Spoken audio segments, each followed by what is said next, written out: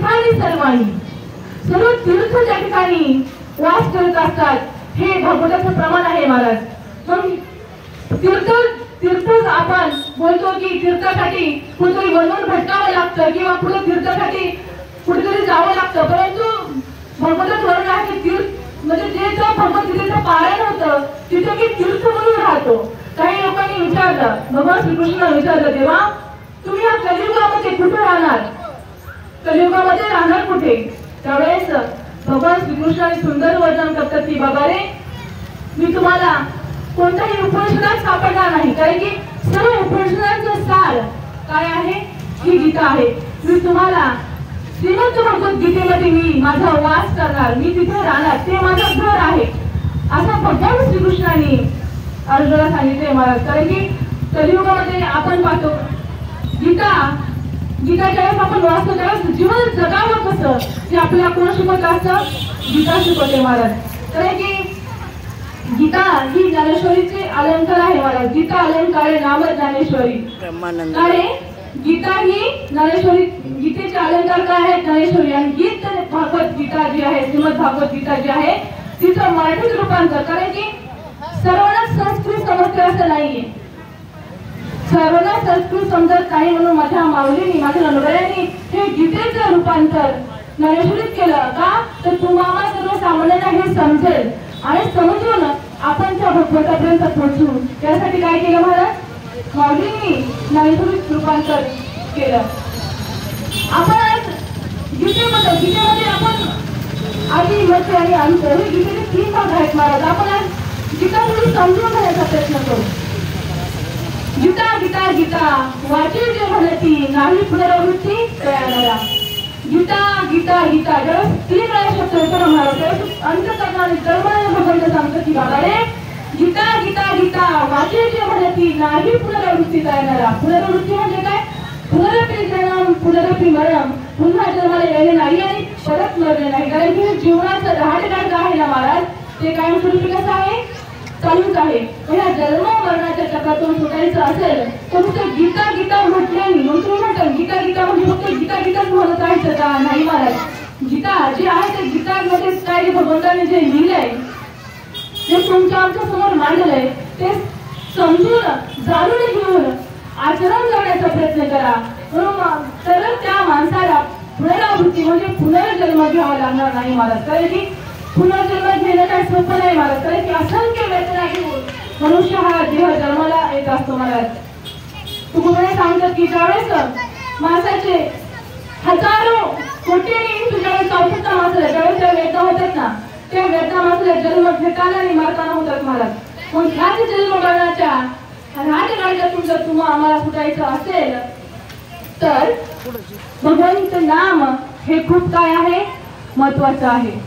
गीतेमध्ये आपण पाहतो हा आपला देह जो आहे ना तो कसा बनलेला आहे, पंचमहाभूतांचा आहे. अग्नी, जल, आकाश, वायू आणि अजून जल, अग्नी, आकाश, वायू आणि दुसरं कोणतं, असे 5 जे आहेत त्याच्यापासून मला तरी 5 आठवत नाही, पण 5 तत्वापासून आपला पंचमहाभूतापासून हा नरदेह जन्माला आलेला आहे. त्या पंचमहाभूतापासून हा जो देह जन्माला आला आहे त्या देहामध्ये आपण वास्तव्य करत आहोत. हा देह कोणाचा आहे महाराज, गीतेमध्ये सांगितले. मी तुम्हाला प्रश्न करेन, मी कोण आहे याचा शोध आपल्या तुम्हाला घ्यायचा आहे. मी कोण आहे, तर मी कोण आहे, तर मी एक आत्मा आहे. हे गीतेमध्ये श्रीकृष्ण आपल्याला सांगतात की बाबा रे, तू कोण आहेस, तू आत्मा आहे. तर या आत्माची ओळख तुला आणि मला ही आत्म्याची ओळख करायची आहे. मग ज्या पंचमहाभूत आहेत त्या शरीरामध्ये ते 5 तत्व जे आहेत त्या 5 तत्वांनी तर आपला देह बनलाच आहे. परंतु श्रीकृष्ण सांगतात ज्यावेळेस तू समोर कोणाला अनुभवतो ना त्यावेळेस त्या माणसाच्या शरीरामध्ये काय अनुभव, 10 तत्व त्या माणसाच्या शरीरात प्रत्येकाच्या शरीरात असतात आणि ती तो अनुभव. मग ती 10 तत्व कोणती, ज्यावेळेस ती 5 पंचमहाभूते आणि जे 6वं आहे ते मन आहे महाराज. मन कसं आहे, चंचल आहे. मन चंचल मन थोर मनके मत मत चलिये पलक पलक कुचोर, तू मन में हिची करी माझ्या भजनी प्रेम धरी सर्वत्र नमस्कारी मज एकाचे. हे मन माझ्याच ठिकाणी स्थिर कर असं भगवंत आपल्याला सांगतात. आणि तिसरी गोष्ट आहे म्हणजे ते अहंकार. अहंकार कसा, अहंकार वाईट नाही महाराज, परंतु मिथ्या अहंकार वाईट आहे. मिथ्या अहंकार म्हणजे कोणता, की मी ह्या कंपनीचा मालक, मी ह्या घराचा मालक, मी याचा वारसदार, मी त्याचा वारसदार, जे आपण जो मिथ्या अहंकार करतोय ना, तो अहंकार घातक आहे आणि तो अहंकार पण आपल्या शरीरात असतो महाराज. आणि तिसरी गोष्ट म्हणजे बुद्धी. बुद्धी काय करते, मनाला चालना देते. काय की कोणतंही कार्य करायचं असेल तर बुद्धी सांगते आधी मनाला की मन हे करायचं आहे का, ही चालना देणारी कोण असती, बुद्धी असती. म्हणजे जे 5 तत्व, 6वं मन, 7वं बुद्धी आणि 8वं अहंकार आणि 9वं काय आहे, तर 9वं तत्व कोणतं आहे, तर तो आत्मा आहे महाराज. मग तो ज्यावेळेस सृष्टी निर्माण झाली, सृष्टी निर्माण झाल्यानंतर ज्यावेळेस ब्रह्मदेवानी 5 तत्व शरीरामध्ये घातली, 5 तत्वानंतर मन, बुद्धी, अहंकार हे सर्व तत्व ज्यावेळेस ह्या शरीरामध्ये समावेश केला, तरी पण हा देह आपला ऍक्टिव्हेट झाला नाही. ब्रह्मदेव जे जगाचे रचयिता आहेत ते भगवान विष्णूकडे गेले आणि म्हटले, देवा अरे हे सर्व मी, हा जो मनुष्य देहाचा साचा आहे ना, तो मी सर्व तयार केलाय आणि त्यामध्ये आत्माही त्यामध्ये मी ठेवलाय, परंतु हा जो मनुष्य देह आहे ना, हा काही चालत बोलत काही नाही म्हणे. तर भगवंतांनी काय केलं, आपल्या देहातून असंख्य अशा अंश निर्माण केले. मम अंशे जीव लोके जीव भूता सनातन. आपण म्हणतो ना भगवंताचा अंश प्रत्येक जीवात आहे, तसं असंख्य भगवंताने आपले अंश निर्माण केले आणि त्या देहामध्ये ती चेतना सोडली. ज्यावेळेस त्या देहात चेतना सोडली, ते तो आत्मा जो होता त्यामुळे परमात्मा ज्यावेळेस गेला त्यावेळेस तो हा आपला देह काय झाला, चालू झाला. मग ती चेतना म्हणजे कोणती, आपल्या सपोज आपण ट्रेननी प्रवास करतोय आणि जागा नाही, आपण फोरसीटला बसलोय, तर एखादं लहान बाळ आहे तर आपण मांडीवर घेतलं, 1 तासाचा प्रवास झाला तर आपल्याला मांडीला कळ लागते की नाही, आपण काय म्हणतो आता माझा पाय दुखायला लागलाय, परंतु आपण खुर्चीवरची 2 ते 3 तास बसतो, त्या कुठला काही त्रास होतो का, नाही, कारण की त्याच्यात काय आहे, चेतना नाही. आणि मनुष्य देहात काय आहे, चेतना आहे. दुसरं उदाहरण द्यायचं तर फुटबॉल असतो, त्या फुटबॉलला आपण लात मारतो, त्याला काय होतं का, नाही, पण तीच जर आपण एखाद्या मनुष्याला मारतो तर काय होईल, तत्काळ त्याचा रिझल्ट आपल्याला मिळून जाईल. तर तो फुटबॉल आहे, ती खुर्ची आहे, त्याला काही वेदना नाही झाल्या कारण की त्यामध्ये चेतना नाहीये आणि मनुष्याला त्या वेदना झाल्या कारण की मनुष्यात चेतना आहे.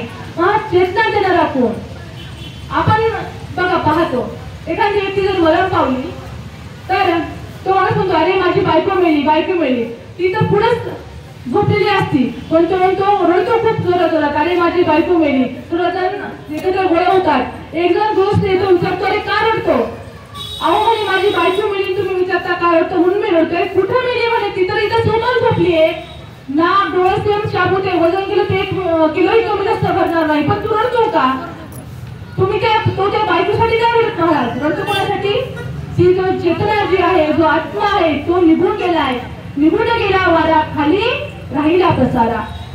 त्या जी चेतना आहे या मनुष्याच्या शरीरातली, ती चेतना गेल्यानंतर माणूस काय होतो, बिना कामाचा माणूस होता. जे काय होतो, कामाचा होतो का नाही, बिना कामाचा आधी असतो.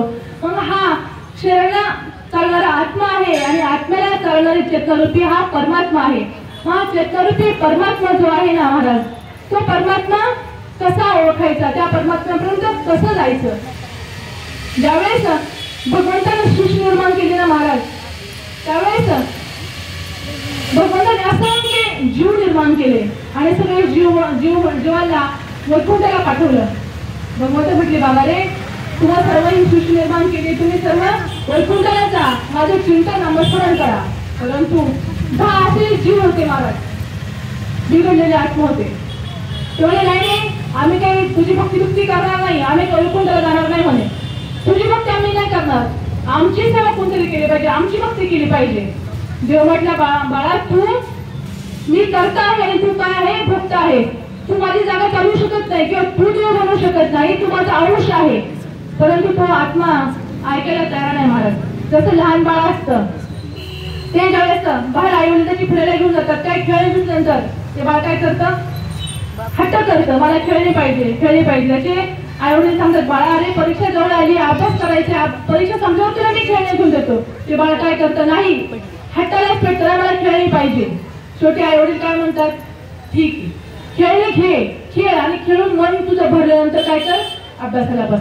त्याप्रमाणे भगवंताजवळ त्या आत्म्याने हट्ट धरला की नाही, मला देव बनायचे, मला तुझी सेवा नाही करायची, माझी सेवा लोकांनी केली पाहिजे. त्यावेळेस देव बोलला, बाबा रे, हे माझं लोक आहे, हे देव लोक आहे, इथे काही तुला भगवंत बनता येणार नाही, तुझ्यासाठी मी दुसरं जग निर्माण करतो. आपण म्हणतो ना, दुनिया बनाने वाले काय का दुनिया बनाई, ही दुनिया भगवंताने आपल्यासाठी बनवली. मग भगवंताने काय केलं, हे भौतिक जगताची निर्मिती केली महाराज. मग ह्या भौतिक जगाची निर्मिती भगवंताने केली, कारण की वैकुंठ लोक पाहतो आपण, भूलोक, आणि हे भौतिक आपण राहतो ना महाराज, हे भौतिक जग आहे.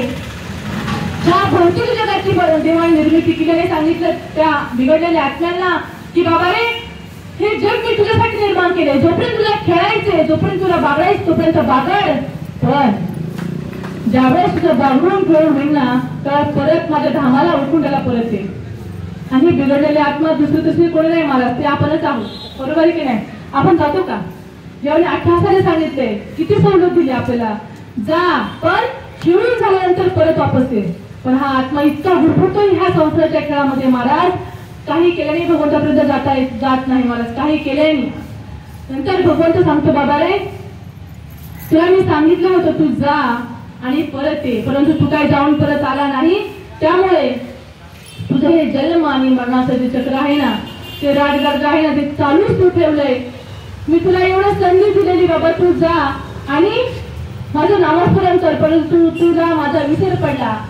आणि मला सांगा, संसारातील जे आईवडील असतात त्यांना आपल्या मुलापासून लांब राहून चैन देतं का? सुरू वाटत आपल्या मुलांना? नाही सुरू वाटत. म्हणून तो जगाचा बाप आहे महाराज, त्याच्यापासून आपल्या सर्व आपण निर्माण झालो, त्याला कसं आपल्या मुलाला सुरू राहावं वाटत? नाही राहावं वाटत महाराज. तरी देखील तो जगाचा पालन करता परमात्मा तुम्हापासून लांब राहतोय आणि त्याला कळलं, त्याला असं वाटतं माझी भक्ती कर. देव का म्हणतो, तू मला अन्य भावने शरण, असं देव का म्हणतो? तू माझं होई अनन्य शरण, त्याचे चुकून येईल जन्म मरण का अनन्य शरण, असं म्हणण्याची देवाला काय गरज? तो देव आहे, सगळी सृष्टी त्याच्यावर चालते, तेवढं श्रीमंत आहे, त्याला काय गरज आहे तुमच्या आमची? असा प्रश्न पडू शकतो की नाही आपल्याला? जर देव आहे, देवाला एवढं ऐश्वर्य आहे, देवाला आपली गरज काय आहे महाराज? एवढं अनन्य भावाने व्याकुलते जमणे माझ्याकडे ये असं सांगायची का? कारण की त्याला सुद्धा आपल्याशिवाय कोणी नाही महाराज. तो सुद्धा आपल्याशिवाय काय आहे? आपल्याशिवाय त्याला कोणी नाही. तो आपल्याशिवाय जो भिकारी आहे महाराज, देव जगाचा मला आईशिवाय सुद्धा भिकारी आहे, तसंच भक्ताशिवाय देव सुद्धा भिकारीच आहे महाराज. कारण की देव व्यसना करतो की बाबा रे, मला तू काय कर, माझ्याकडे ये. एवढंच नाही तर बघा, ज्यावेळेस त्या समुद्रामध्ये भगवान विष्णू शेष नागावरती झोपले होते, लक्ष्मी माता देवाचं पाय चपत होती महाराज. आणि आपला कासव आहे ना, तो कासव सारखा यायचा देवाकडे, सारखा यायचा. आणि लक्ष्मी माता बोलायची, म्हणजे हुसकून द्यायची त्याला, काही येऊ नको, त्याला दर्शन घ्यायचं होतं कोणाचं? विष्णूचं. लक्ष्मी माता म्हणायची, हा काय सारखं येतोय? ती त्याला हुसकून लावायची. असं 2-3 वेळा झाला, परंतु तो कासव बोला ठीक आहे. प्रत्येक गल्लीमध्ये कुत्रा कसा असतो, आपापला शेर असतो नाही का, आपापल्या गल्लीमध्ये, ठीक आहे, तुम्ही काय परत कधी काय येणारच नाही का म्हणे, ज्या पृथ्वी तलावरती या मग म्हणे, मी तुम्हाला बरोबर सांगतो. आणि मग ज्यावेळेस श्रीराम प्रभूंनी जन्म घेतला महाराज, त्यावेळेस तो कासव जो आहे ना, तो जो श्रीराम प्रभूंना जी नौका पार करून दिली होती ना, त्याचं नाव काय? केवट. तो केवट तो कासव होता महाराज. ज्यावेळेस प्रभू रामचंद्रांनी जन्म घेतला त्यावेळेस केवट त्या कासवाने सुद्धा केवट्याच्या रूपात जन्म घेतला महाराज. पण केवट्याच्या रूपात जन्म घेऊन ज्यावेळेस प्रभू रामचंद्र सीतामाई वनवासाला निघले होते ना, त्यावेळेस त्या आपण म्हणतो लॉकडाऊन आता झाले 2020 लॉकडाऊन आता नाही, तेव्हा केवट्याने लॉकडाऊन केलं.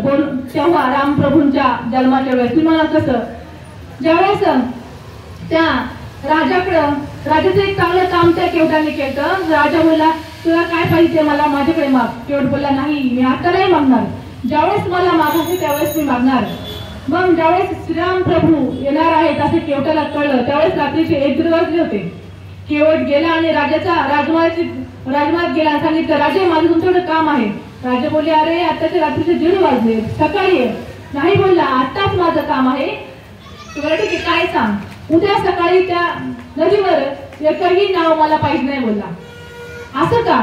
नाही मी तुम्ही मला वचन दिलं तर तुम्ही मागाल ते मी देईन, पण माझं एकच म्हणणं आहे की एकही नाव त्या ठिकाणी नदीवरती मला नाही पाहिजे, समुद्र नदीकाठी. तो राजा मला ठीक आहे. आणि केवटाने का असं मागितलं असं राजाकडे, एकही नाव नको, कारण की केवटाला देवाच्या दर्शनाची आवड होती महाराज. जर कारण की तुम्ही बघा छोटस एखादी नदी असेल त्याच्या ठिकाणी भरपूर नावळी असतात. केवटाला माहिती जर बाकीची जर नावळी असेल आणि माझा प्रभू जर दुसऱ्याच नावी बसला तर मला दर्शन होईल का? होणार नाही. मग राजाच्या आदेशाप्रमाणे त्या दिवशी सगळ्या नौका आदेश दिला की एकही नौका त्या नदी किनारी जाणार नाही. सगळ्या नौकांचा संप केला आणि फक्त केवटाचीच नौका त्या नदीकाठी उभी होती आणि ती पण नदीच्या पलीकडे होती. श्रीराम प्रभू सीतामैया लक्ष्मण त्या ठिकाणी आले आणि केवट आपल्या नावेमध्ये हात बांधून असा बघत होता आणि देवाने रामप्रभूने हात केला, ओ नावाडी इकडे या म्हणे, नाही का आम्हाला नदी पार करून द्या. केवटाला बघून असा आनंद झाला की माझे प्रभू ज्यांची प्रतीक्षा मी एवढ्या दिवस करत होतो ते माझ्या समोर उभे आहेत. त्यांनी नौका जी 2 मिनिटात नौका पार होणार होती ती नौका पार करत त्यांनी कितीतरी वेळ घेतला. हळूहळू ती नौका पार करत ते प्रभू रामचंद्रांपाशी बसले. प्रभू रामचंद्र बोले, अरे आम्हाला नदी पार करायची आहे, आम्हाला नदी पार करून दे. केवट काय बोलला, नाही देणार नाही, कारण की मला आधी तुमचे पाय धुऊ द्या. म्हणजे का पण पाय धुवायचे? म्हणजे तुम्ही नुसतं तुमच्या पायाची रज जी धूळ आहे ती रजची एका दगडाला लागली त्या दगडाची काय झाली, शिळा झाली. आणि माझी तर नाव की लाकडाची आहे, याच्यावर माझा उदरनिर्वाह चालतो, याची जर स्त्री झाली तर मी काय करू? बरोबर. जेव्हा ऑलरेडी माझी बायको खराब आहे, दुसरी स्त्री ठेवून मी काय करू? देव बोले ठीक आहे, बरं धुई पाय. लक्ष्मणाला राग येत होता, हा कसं काय चालले? लक्ष्मणाला कळत होतं त्याच्या मनात काय आहे ते. देवाने काय केलं माहितीये, त्या देव बसला आणि केवटाने काय केलं, एकच पाय देवाचा धुतला आणि दुसरा पाय धुवायचा तसा ठेवला आणि परत मला थांबा जाऊ नका, मी घरी जाऊन आलो. कसं असतं माहिती का, जेव्हा घाईच्या दुकान गर्दी जर असेल ना कधी घाई काय करतो माहिती का, एखादी आरदाडी करतो आणि बसवतो साईडला थांबवतो. त्याला माहिती आरदाडी केल्यानंतर तो काय माणूस पुढे पळून जाणार. तसं केवटाने काय केलं, एक पाय ठेवायचा ठेवला आणि परत घरी गेला.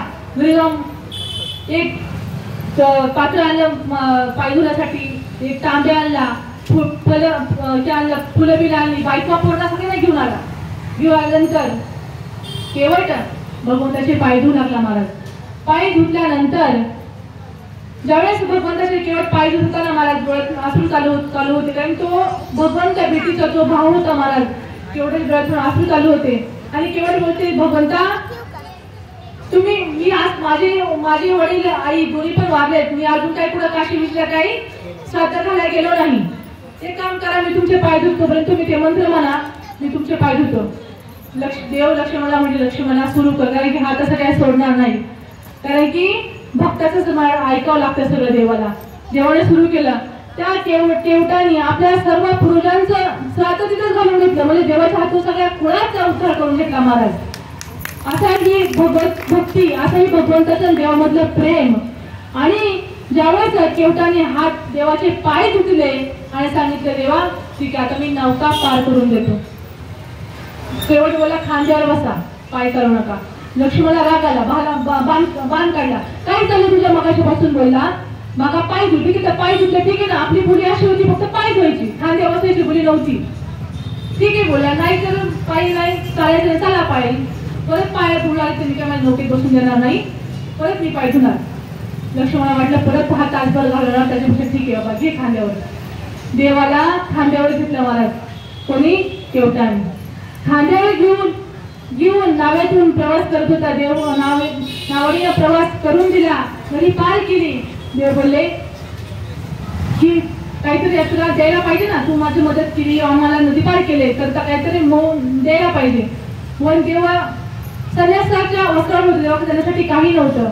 सीतामाईचं लक्षात आलं. सीतामाईने हळूच अंगठी काढली आणि पाठीमागून श्रीरामप्रभूंच्या हातात दिली. पण ज्यावेळेस पती काही धार्मिक कार्य करत असेल त्यावेळेस पत्नीने धर्मपत्नी म्हणून थोडासा हातभार लावते, ही पहिल्यापासूनची आपली संस्कृती आहे महाराज. सीतामाईचं लक्षात आल्यानंतर सीतामाईने हळूच अंगठी काढून दिली. श्रीरामप्रभूने अंगठी घेतली आणि केवटाला देऊ लागली.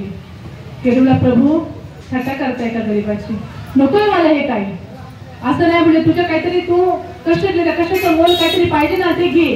केवट रडू लागला, प्रभू नाही, मी अंगठी घेणार नाही. द्यायचंच आहे ना, तर तुम्ही आणि मी सारखंच आहे. कारण की ज्यावेळेस न्यायाची दाढी करणं किंवा डॉक्टरचा उपचार करणं हे अरे की कसलं भोगस पैसे वाया घालायचे. तुला मला काही द्यायचं ना, मला तर हे द्या की जसं मी तुम्हाला ही नाव नदी पार करून दिली तसंच तुम्ही मला ही नदी पार करून द्या. कोणती गहू नदी बघा. केवटाची जी बुद्धिमत्ता होती देवाला पण त्यांनी पेटत पाडलं की देवा तुझं आणि माझं कार्य एकच आहे, तू आणि मी एकाच लेवलचा आहे.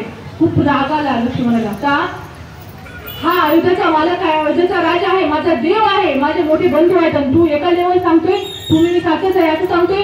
भगवंताने शांत केले. लक्ष्मणा शांत बस. लक्ष्मण शांत झाले. देवाला कळलं याला शेवटला काय म्हणायचंय. देवा अरे तू आणि मी सारखाच आहे का, तर मी लोकांना ही जी नदी आहे ती पार करून देतो आणि तू लोकांना भवसिंधू पलीकडे पार करून येतो. तुला द्यायचं असेल ना तरी जीवन मार्ग रूपी जी पीडा आहे, जे दुःख आहे, त्या दुःखाची निवृत्ती होऊन मला पहिले ती पार करून ये.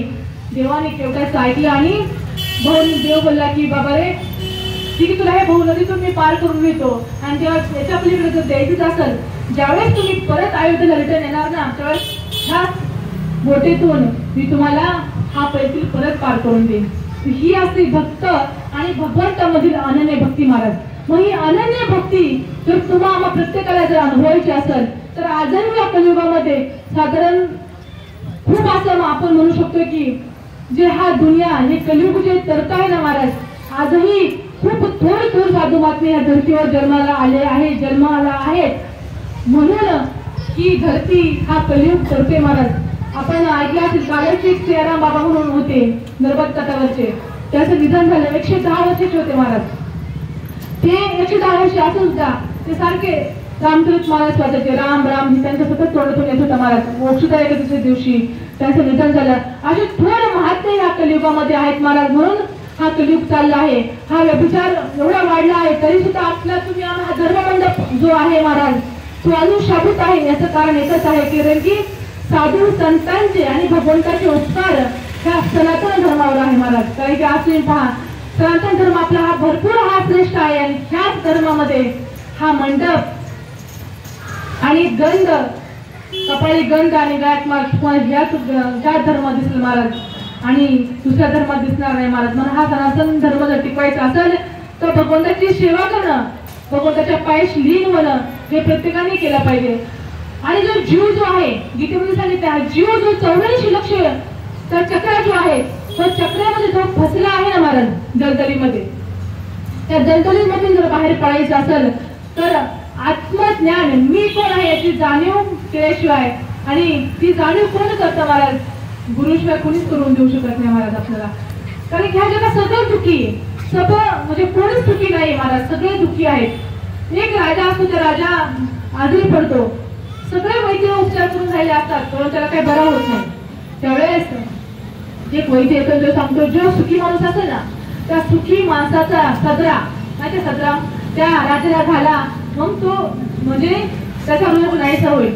सगळे प्रधान मंडळी कामाला लागतात, सगळ्या पंचकृषी शोधतात सुखी माणूस कोणी सापडतोय का, सुखी माणूस कोणी सापडतोय का, पण कोणी सुखी माणूस सापडला नाही महाराज. पण तो निराश होऊन जो प्रधान वापस येतो त्यावेळेस त्या नदीकाठी त्या नावेमध्ये एक माणूस आपला म्हणजे उपारणा आहे ते फिरवत आनंदाने नाचतो होता.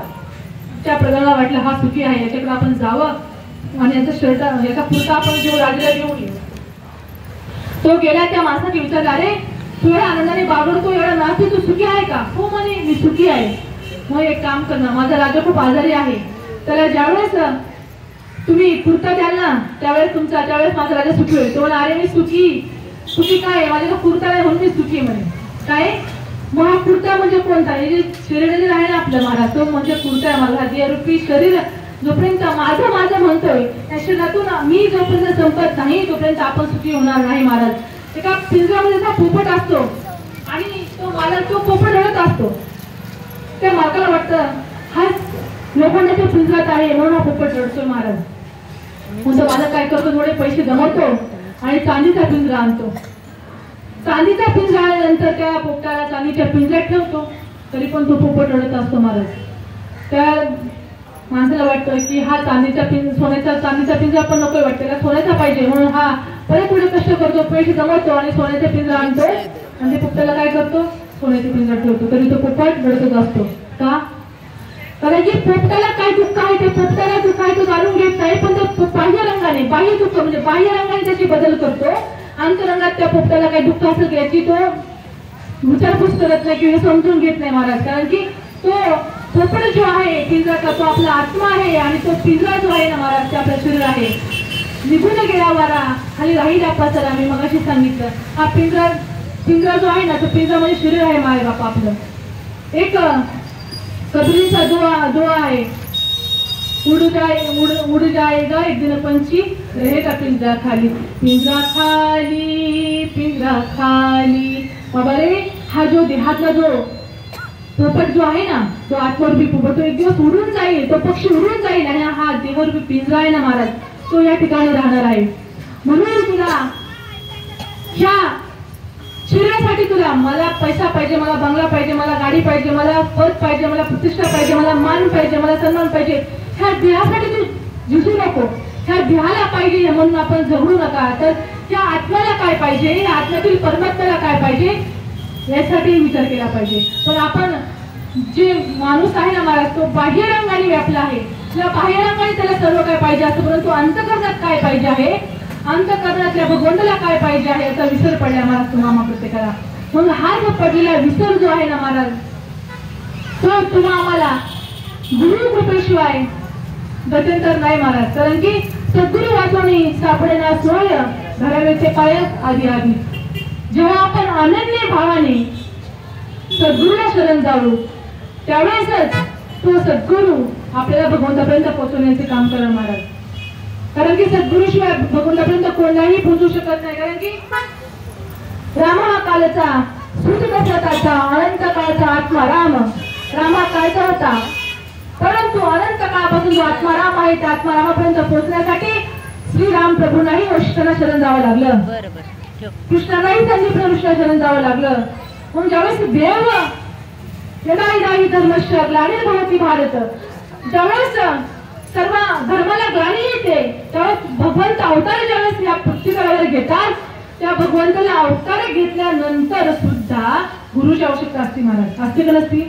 मग तुम्हाला सामान्य जीवाला असं काय वाटतं की मी मनानेच ते करू शकतो, मनमार्ग गेला तर तिथेही मुकला हरी पाठी श्रवला पूजधन्य. महाराज मनाचा केलेला परमार्थ हा सफल होत नाही. म्हणून आपण परमार्थ करण्यासाठी कोणाने कोणा गुरुची आवश्यकता असते महाराज. परंतु गुरु कसा पाहिजे, गुरुमध्ये पण खूप प्रकार आहे. दत्तात्रय प्रभूंनी 24 गुरु केले.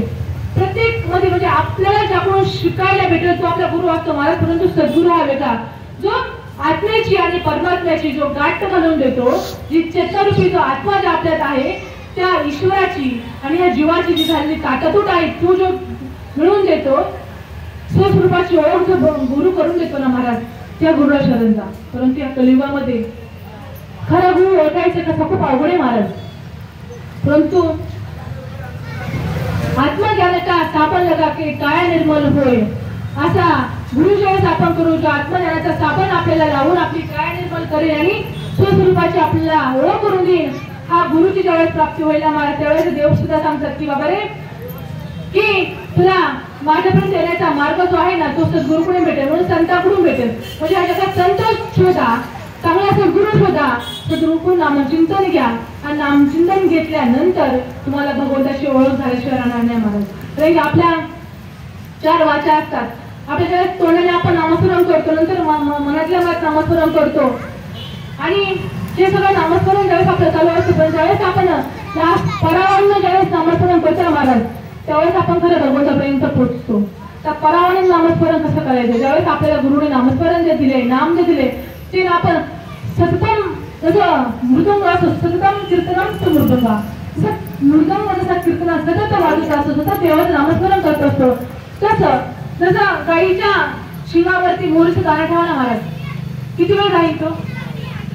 जेव्हा गाईच्या शिंगावर आपण एक बारीकसा मोरीचं दाणा ठेवतो ना महाराज, तो दाणा मोरीचा दाणा जेवढ्या वेळ राहतो ना महाराज तेवढ्या वेळही आपण भगवंताच्या नामाचा विसर नाही पडून द्यायचा. कारण की शिंक जांभळी खोकला इथं क्षण वाया गेला. तुकडे सांगतो की देवा आणि शिंक जांभळी आणि खोकला मला येतो ना तेवढे वेळेस तर माझा वाया जाऊ देऊ नको, अशी अशी संतांची भक्ती असते महाराज. मग त्या भक्तीशी आपण आपली भक्ती मिळती करून पाहावी, आपण आपली भक्ती कुठपर्यंत पोहोचली आहे. आणि ज्यावेळेस मैत्रिणीवाणीने आपण भगवंताचं नामचिंतन करत असतो, नामचिंतन करता करता ज्यावेळेस परावाणीकडे ते नाम जातं ना महाराज, त्यावेळेस कबीर सांगतात की भगवान मेरा नाम कहे मैं बैठो आराम, म्हणजे देवाने माझं नाम घ्यावं आणि मी आरामात बसावं. देवाने माझं नाम घ्यावं, देवाने नाम घ्यावं आणि मी आरामात बसावं. म्हणजे काय, त्यावेळेस आपली इच्छाही नसते ना की देवाने की मला देवाचं नामस्मरण करायचं. आपण असं असं तरी म्हटलं ना मला देवाचं नामचिंतन नाही करायचं, तरी पण ते नामस्मरण आपोआप आपल्या अंतःकरणात ते नामस्मरण होत असतं. कारण की भगवंता स्वतःचं नामस्मरण करायला लागतं महाराज. एवढी जी परावाणी आपली ज्यावेळेस मजबूत होते त्या वाणीला आपण नामचिंतन करायला लागतं महाराज, त्यावेळेस आपली भक्ती साफल्य झाली असं आपण समजावं. म्हणजे कधी कधी आपण बघा आपल्या इतकं वळण हे जायला लागलं असतं ना की आपण सतत देवाला नामस्मरण करत असतो आणि काही कामामध्ये आपल्याला जर विसर पडला नामस्मरण द्यायचा आणि अचानक जर आपण अंतर्मनात डोकवलं तर आपल्याला कळतं आपल्या अंतःकरणात नामस्मरण चालू आहे. मग ज्यावेळेस त्या अंतःकरणातलं नामस्मरण जर चालू ठेवायचं असेल तर, कारण की भगवंता मी सांगितले जोपर्यंत तुमचं अंतःकरणाचं नामस्मरण सतत चालू ठेवत नाही तोपर्यंत तुम्ही माझ्यापर्यंत पोहोचू शकत नाही. तर संतांचा एक क्षणी जर वाया जात नाही तर तुम्ही आम्ही किती क्षण वाया जातात, किती आपण क्षण ह्या जगामध्ये जन्माला आलो, किती जीवन आपण वाया घालवलं महाराज, त्यात काही परिगणनाच नाही. आपण म्हणतो ठीक आहे आज मी नामस्मरण केले, आज जाऊ दे आपण उद्या करू. एखाद्या दिवस ती माळ घालते, माळ नंतर माळ जप करते, ठीक आहे आज माळ जपली, ठीक आहे नंतर परत म्हणते आज केलं होतं ना उद्या जाऊ दे, उद्या आपण त्याला आज झाडाला बसूया. एक दिवस ध्यान करतो, दुसऱ्या दिवशी वाटतं झोपून ध्यान केलं काय बिघडन, आज झोपूनच ध्यान करूया. तिसऱ्या दिवशी परत वाटतं जाऊ दे आज झोपून कशाला चालता बोलता आपण करूया. म्हणजे आपल्या भक्तीत काय आहे, सातत्य आहे का नाही. मग हे सातत्य ज्यावेळेस तुमच्या आमच्यामध्ये प्राप्त होईल ना महाराज, ते सातत्य ज्यावेळेस या भक्तीत येईल ना महाराज त्यावेळेस भगवंत का नाही भेटणार आपल्याला, भेटणार की नाही. कारण की संतांच्या भक्तीत सातत्य महाराज, कारण की भगवान का नाम जपो जने भगवान ने मिले, लेकिन एक दिन ऐसा आए कृष्ण कृष्ण कहते हुए मैं खुद कृष्ण बन जाओ. आपण म्हणतो देव मला कधीच भेटणार नाही, कोण म्हणतो देव भेटणार नाही. देव असं म्हणत नाही की मला भेटायची म्हणजे 4 भुजा मी घेऊन येईल, 4 भुजाधारी भगवान पितांबर धारण केलेला आहे असं भगवंत तुम्हाला भेटणार नाही माझ्या कलियुगामध्ये. परंतु भगवंताला अनुभवच आहे. गीतेमध्ये श्रीकृष्ण आपल्याला सांगतात की अहम ब्रह्मास्मी, अहम ब्रह्मास्मी म्हणजे तूच कोण आहे, ब्रह्मा आहे. तुझ्यामधला जो मी आहे ना महाराज, त्या मीरा ज्यावेळेस आपण साईडला काढू त्यावेळेस भगवंत सांगतात की बाबा रे तर हा तुझ्यातला मी बाहेर जाईल का, मी करतो, मी जे करते पाहिजे जी भावना आहे त्यावेळी तुझी संपन्न, त्यावेळेस मी तुझ्या अंतःकरणात स्थिर होईल. परंतु आपल्या अंतःकरण शुद्ध आहे का महाराज, नाही. त्या अंतःकरण आपल्या शरीर कुणी भरलं आहे. पण एखादी खुर्ची आहे या ठिकाणी बोलते आजी खुर्चीवर बसली आहे, जोपर्यंत त्या खुर्चीवरून ती आजी उठत नाही तोपर्यंत दुसरा माणूस त्या खुर्चीवर बसेल का, नाही महाराज. मग तत्वच जोपर्यंत ह्या अंतःकरणामध्ये आपले षड्रिपुरुष आहेत त्यांचा नाश होत नाही, अंतःकरण शुद्ध होत नाही तोपर्यंत भगवंत विराजमान होईल का, नाही. मग हे अंतःकरण शुद्ध करायचं असेल तर काय पाहिजे, स्वतःच्या मृत्यूमध्ये कीर्तन सतत कीर्तन मृदुंगा तो सतत तो मृदुंगाचं आता भगवंताचे चिंतन बघून असतो महाराज. तसं त्या मृदुंगाप्रमाणे तुमचं आमचं जे मन आहे ना ते भगवंताच्या चिंतनात तुटलं पाहिजे महाराज. ज्यावेळेस हे मन भगवंताच्या चिंतनात लागेल त्यावेळेस भगवंत तुम्हाला लांब नाही महाराज. जो गजत्र सारखा असणारा जो पशु होता महाराज त्यालाच त्या भगवंताने काय केलं, उद्धार केला. श्रीमद भागवतामध्ये सांगितलं आहे, वर्णन आलं आहे, गजत्र नावाचा हत्ती होता, बलाढ्य हत्ती होता. जो हत्तीचा रस्त्याने चालला ना महाराज तर समृद्धी हवी म्हणायचा, एवढा बलाढ्य हत्ती होता. म्हणजे पूर्ण जंगल उद्ध्वस्त करायचा. त्याची बायका पण त्याच्यासोबत होती. असा असणारा बलाढ्य जो गजराज होता तो गजराज मानसरोवरामध्ये स्नान करण्यासाठी आपल्या बायका मुलांसहित गेला आणि पाणी पिला. बायका मुलांना साईडला ठेवलं होतं, पाणी पिल्या. बायका मुलांना पण पाणी पाजलं आणि पाणी पिऊन बाहेर निघायचं ना, तो बाहेर नाही निघला महाराज.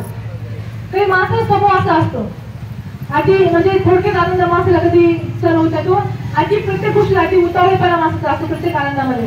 तसं त्यांनी काय वाटलं आता खूप छान पाणी बोलला तो सोंडेने आपल्या बायकापणाचे पाणी पिचकारीत होता आणि हा आपल्याच हद्दीत येऊन आपल्याच नदी पात्रात येऊन एवढं कोण खळबळ करते पाहिलं एवढा मोठा बलाढ्य हत्ती म्हटल्यानंतर तुला पाणी असं खळबळलं आणि तो मगर जो होता तो मगर पाण्यातून जागा झाला.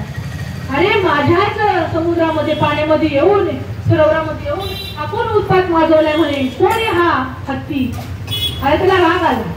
राग आल्यानंतर त्या मगराने काय केलं गजेंद्राचा पाय पकडला महाराज.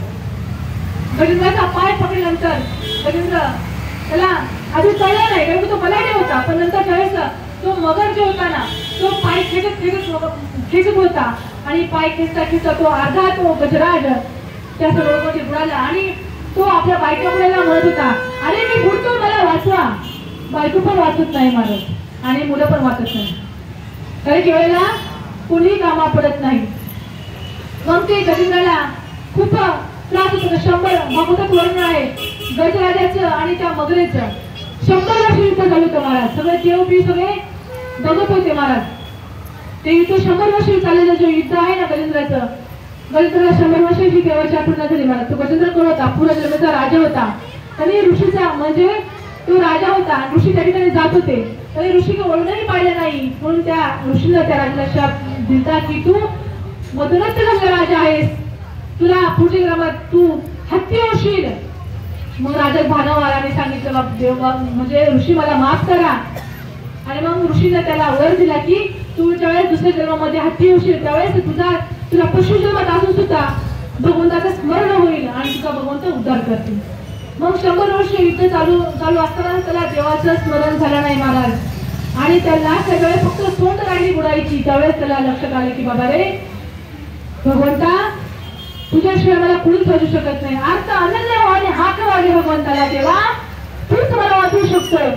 अनन्य भावाने हाक मारल्यानंतर माझा भगवंत जेवत असताना रुक्मिणी माता भगवंताला जेवण भरत होती. जेवत असताना ताटावर उठला आणि माझा भगवंत आला आणि गजेंद्राला वाचवून त्याचा उद्धार केला. परंतु आधी उद्धार गजेंद्राचा नाही केला महाराज. उद्धार कोणाचा केला आधी मगरीचा केला. का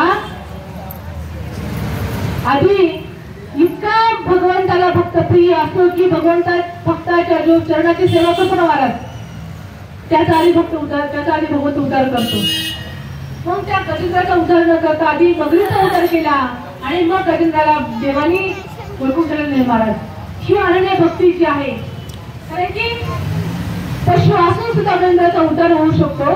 तुम्ही आम्ही तर माणूस आहे खूप देवानी नाक डोळे कान सर्व इंद्रियांनी आपल्या परिपूर्ण दिला आहे महाराज. कारण की हाताने टाळी वाजवा मुखाने नमस्कार करा एवढा हा असं जो ध्येय आहे जो चांगला आहे नाशिवंत आहे का कारण की एका अभंगात तुकडा सांगतो की हा देह नाशिवंत मला पुत्राचा बाधा वरी कर्मकाचा लिहा आता कीटकांचा सांगा आणि दुसऱ्या गोष्ट म्हणतात की देह हा उत्तम चांगला देह हा उत्तम चांगला समर्थ म्हणतात देह चांगला आहे तुकडा म्हणतात देह नाशिवंत आहे म्हणून चांगला कसा नाशिवंत नका जो त्या मगा सांगितल्याप्रमाणे बिघडलेल्या आत्म्याप्रमाणे जो देह काही देवाच्या कामाचा नाही जो कधी देवाकडे डोळही पाहत नाही जो नको ते गोष्टी करतो नको ते खातो नको तो पितो विचार करतो असा हा देह जो आहे मला तुम्ही म्हणाल तुम्ही मला सांगितलं हा जो सृष्टी निर्माण केली त्यावेळेस भगवंताने त्याचेच जे अंश आहे ते प्रत्येक आत्म्यात घातले. भगवंत असा का म्हणजे काही आत्मे वाईट आहेत काही चांगले आहेत काही माणसं वाईट आहेत ते देवा समर्थन करत नाही काही चांगले आहेत असं का कारण की जरी सगळे देवाचे अंश असले तरी सुद्धा बुद्धी मन हे आपल्या भगवंताने सांगितले तुझ्या कर्माने तू काय करणार चांगला आणि वाईट बनणार कारण की ज्यावेळेस मनुष्य जन्म येतो ना महाराज त्यावेळेस पूर्वजन्माचं प्रारब्ध कर्माने मनुष्य जन्मायचं असेल. पूर्वजन्मीचं पाप असेल पूर्वजन्मीचं पुण्य असेल त्या पाप आणि पुण्याच्या ज्यावेळेस आपल्याला एकत्र होतं त्यावेळेस मनुष्य जन्म येतो कारण की जर पूर्वजन्मात तुम्ही जर पाप कर्म केला असेल तर ह्या जन्मात तुम्ही जन्माला येताना तुम्ही दुःखच भोगणार आणि जर पुण्यकर्म केला असेल तर ह्या जन्मात सुख भोगणार. मग तुम्ही म्हणाल सुख भोगणं म्हणजे काय आयुष्यात जीवन जगणं 4 व्हीलर गाडीत फिरणं आयुष्यात फिरणं किंवा मोठ्या बंगल्यामध्ये एसी मध्ये बसणं म्हणजे सुख आहे का महाराज आहे का सुख नाही. मग खरं सुख कोणतं आहे सामान्य गरीब असू द्या परंतु जो मराठी जो सुखी असेल मराठी सुखी कारण की आपण बघतो खूप श्रीमंत लोक आहेत, पैशावर झोपतात, पैसे गाडीवर झोपतात, पण ते सुखी आहेत का? नाही सुखी. तो एखादा गरीब असू द्या, तो सगळं झोपीत राहू द्या, परंतु तो सुखी असतो का? कारण की माणसाचं मन जे आहे ना महाराज, मन चित्ते वैरी चित्तत नाही महाराज. जर तुम्ही मनाने जर भगवंताला जर तुम्ही मन जर भगवंताकडे लावलं तर तुम्ही सुखी झाल्याशिवाय राहणार नाही महाराज. कारण हे मी सांगत नाही, कारण की तू म्हणली याची करी माझ्या बुद्धीने प्रेम करी सर्वत्र नमस्कारी मध्ये काठी. मी माऊली सांगतो की तुझं मन माझ्या ठिकाणी स्थिर कर आणि जी कर्तेपणाची भावना जी आहे ना ती भगवंताकडे दे. ज्ञानेश्वर महाराज बहुत सुंदर वर्णन करतात. जे माझे सह्य झाले तरी मी नाही केले, ऐसे जाणे जाणे तले तो सुटला का. मी जे काही करल ते मी केले असं म्हणू नको. माऊली सांगतात की जे माझे सह्य झाले म्हणजे जे तुला जे शक्य होईल ते तू केले, ते तू केलं असं म्हणून न म्हणता जे मी करतो आहे, जे मी करणार आहे ते मी नसून भगवंता तू माझ्याकडून करून घेत आहे ही भावना तुमच्या आमच्यामध्ये जर असेल तर भगवंत आपल्याला ह्या भवनदीतून तारल्याशिवाय राहणार नाही महाराज. आणि या भवनदीतून जर तारायचं असेल तर तुम्हाला मी परत परत सांगेल की भगवंताच्या चिंतनाशिवाय गत्यंतर नाही. ही गीता जी आहे, ही गीता भगवद्गीताचं आपण तुम्ही सर्वजण पारायण करता महाराज. खूप भाग्यवान आहात तुम्ही, कारण की भगवंताने स्वतः सांगितले कलियुगामध्ये मी तुम्हाला कुठेही सापडणार नाही. सापडणार कुठे? गीतेमध्ये. या गीतेत तू श्रवण करल, जो ऐकल त्याच्यामध्ये मी एकरूप होऊन मी राहील, तो माझ्यात एकरूप होईल महाराज. परंतु हे सर्व करत असताना मी सोडला पाहिजे.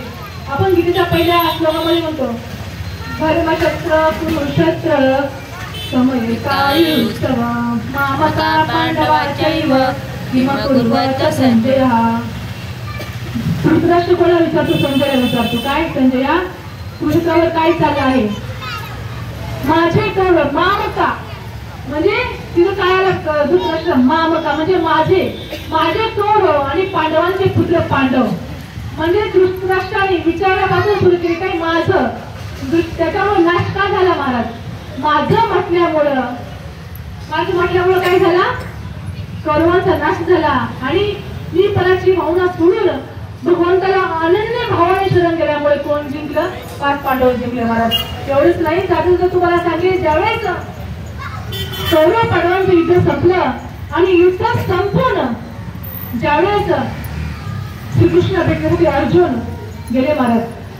अर्जुन गेल्यानंतर भगवंताने सांगितलं अर्जुना आता मी माझ्या जगाबरोबर माझ्या देहाचाही निरोप घेत आहे. कारण की हा देह ईश्वर जन्माला आल्यानंतर देव असो किंवा मनुष्य असो हा देह इथं ठेवणेच आहे. कारण की हा देह नाशवंत आहे, हा जड आहे. जर देहाला घेऊन वर जाता येत नाही, सूक्ष्म जो ते चेतना असती, जो आत्मा असतो तो या देहातून जातो. आणि माझा हा देव जरी देव असेल तर देवाला हा देह सुद्धा इथं ठेवाच लागणार आहे. असं बोलल्यानंतर कृष्ण अर्जुना रडू आलं. भगवंता तू मला सोडून जाणार आता? कारण की भगवंत 24 तास कोणासोबत होता? अर्जुनासोबत होता. ज्यावेळेस कौरव पांडवांचं युद्ध चालू नव्हतं ना ज्यावेळेस ते सैन्य मागायला ज्यावेळेस गेलते ना त्यावेळेस त्या धृतराष्ट्राने मागितलं सैन्य आणि माझ्या अर्जुनाने मागितलं काय? देवाचं सारखं मागितलं महाराज. एवढं जे प्रेम असणार कृष्णाने अर्जुनाची जी मैत्री होती महाराज, अर्जुनाला वाईट वाटलं. देवा तू जाणार? अर्जुनाला सांगितलं बघ अर्जुना मी चाललोय, परंतु मी गेल्यानंतर ज्या इथे जे आहेत ना बाकीच्या स्त्रिया त्यांना तू घेऊन तुझ्यासोबत जाऊन. तो ज्यावेळेस देवाने देह ठेवला महाराज आणि अर्जुन रिटर्न निघला येण्यासाठी, त्यावेळेस मध्यंतरी काही चोर भेटले. कोणाला? अर्जुनाला. अर्जुनाला काही चोर भेटल्यानंतर अर्जुन म्हटलं अरे मी एवढं 100 कौरवांना मारले, पण भीष्माला मारले, द्रोणाचार्यांना मारले आणि यांना तर काही माझे तर उजव्या हाताचा खेळ म्हणून उजव्या हाताचा मळ मी असं यांना संपून टाकेल. ज्यावेळेस अर्जुनाने आपल्या हातातील गांडूळ धनुष्य हातात घेतलं आणि त्यांना भाला म्हणजे बाण मारायला सुरुवात केली महाराज. बाण मारायला सुरुवात केल्यानंतर अर्जुनाचं गांडूळ धनुष्य काम करत नव्हतं महाराज. अर्जुनाचा पराभव त्या जोरांनी केला. एवढा कुरुक्षेत्रावरचं युद्ध जिंकणारा, सर्वांना धारतीर्थ पाडणारा, सर्वांचा पराभव करणारा अर्जुन त्या ठिकाणी पराभूत झाला. कारण काय असावं? त्यावेळेस अर्जुन गुडघ्यावर बसले आणि काय मुकुट घडू लागले देवा.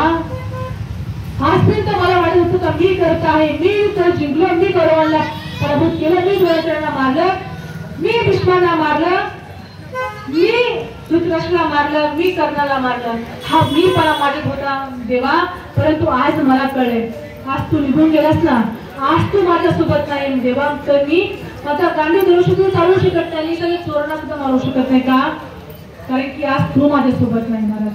मग एवढा पलायती असणारा अर्जुनाला भगवंताने स्वतःच्या मुखातून गीता सांगावी, स्वतःच्या मुखातून हे आत्मज्ञान द्यावं. त्या अर्जुनाला सुद्धा भगवंत आपल्या सोबत नसताना तो सध्या चोरणाही हरवू शकला नाही, दही जिंकू शकला नाही. त्यावेळेस त्याची जाणीव अर्जुनाला झाली देवा, आज तू माझ्या सोबत नाही, जोपर्यंत तू होता ना तोपर्यंत तुझी किंमत मला कळली. त्यावेळी मला असं वाटायचं मीच जिंकतोय, मी करतोय. कारण की ज्यावेळेस पाचही पांडव स्वर्गात गेले ना महाराज, पाचही पांडव स्वर्गात गेल्यानंतर ज्यावेळेस अमरनाथला बद्री केदारनाथला ज्यावेळेस सगळ्यांना तिथं त्यांना शंकर प्रसन्न झाले, शंकराने सांगितलं तुम्हाला स्वर्गात जायचा मार्ग मिळेल, पण प्रत्येकाला आपलं मी सोडावं लागेल. काय सोडावं लागेल? मी. जेवढे पलायटे असो सुद्धा त्यांना सांगितलं मी सोडावं लागेल. म्हणून प्रत्येकाने काय केलं की होम तयार तिथं भगवान शंकराने केला आणि सगळ्यांना सांगितलं आपल्याला जेवढी शक्ती होती तुम्ही देवाकडून प्राप्त केलेली, जेवढं काय होतं ना सामर्थ्य ते सगळ्या कुंडात काय करायचे, दहन करायचे. सगळ्या 5 पांडवांनी त्या कुंडामध्ये आपल्याकडे शक्ती आणि आपल्याकडे मी दहन केला महाराज त्या ठिकाणी. परंतु आणि दहन केल्यानंतर आता शंकराने सांगितलं आता तुम्ही स्वर्गाचा प्रवास करू शकता. पण ज्यावेळेस स्वतःचा प्रवास करता करता मार्ग सापडत नव्हता, द्रौपदीला वाटलं मी आतापर्यंत तुम्हाला प्रत्येक गोष्ट मार्ग दाखवत आले 5 पांडवांना, मी पुढे जाऊन बघते. काय? मी पुढे जाऊन बघते रस्ता आहे का. काय आला तिथे? द्रौपदीचा मी आला. द्रौपदी पुढे जायला लागता क्षणी द्रौपदी तीर्थपती. त्यावेळेस विचारलं भीमाने दादा असं काय झालं, द्रौपदीनं काय पाप केलं.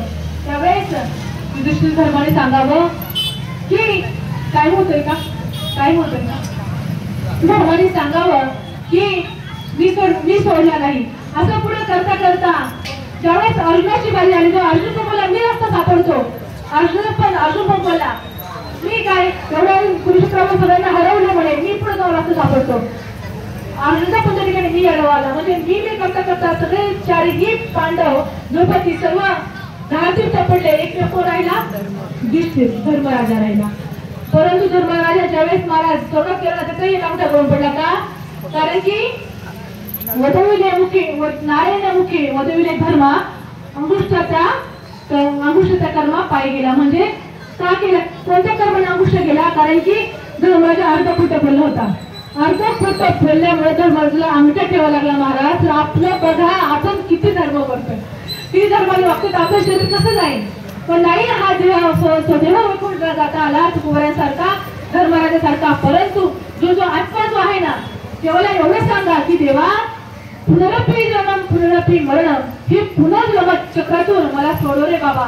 हा जो दिलाय ना हा देव तुझ्या चरणाशी तुझ्या कारणे लाव, एवढी सतसत वेग बुद्धी मला दे आणि माझ्या हातून 4 कुळांचा नाही उतारू दे. 42 कुळांचा उतार जरी नाही झाला तरी पण असं मी म्हणणार नाही होऊ नाही करावा, कारण की असं म्हटलं तर स्त्री 42 कुळांचा उतार करते. उद्धार करा, आपल्या बरोबर पितरांचाही उद्धार करा, परंतु त्याआधी स्वतःचा उद्धार करायची कामाला. स्वतःचा उद्धार केला तर आपल्या पितरांचा आपल्या कुळाचा उद्धार झाल्याशिवाय राहणार नाही. मला पुत्र दे याचा गुंडा त्याचा तिन्ही लोकी झेंडा असं बनण्याचा प्रयत्न करा आणि आपल्या माता पित्यांची सेवा करा, भगवत चिंतन करा. आणि परत कळकळून सांगेल मी कोण आहे. आत्म्याला जाणून घ्या. ह्या बाह्य रंगाकडे जाऊ नका.